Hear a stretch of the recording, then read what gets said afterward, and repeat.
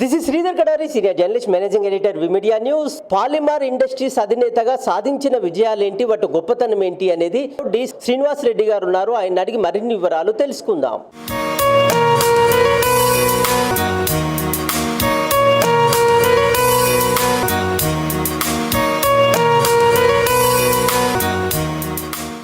నా పేరు శ్రీనివాస్ రెడ్డి.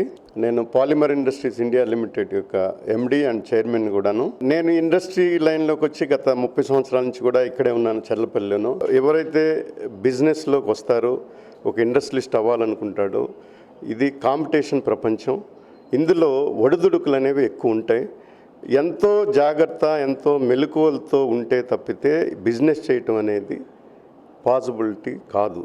ఇటువంటి పరిస్థితుల్లో తప్పనిసరిగా కుటుంబం యొక్క సహకారం, పర్టికులర్గా భార్య యొక్క సహకారం 100% ఉండాలి. మా భార్య పేరు పద్మజారెడ్డి. ఆమె కూడా BSc BD చదువుకుంది.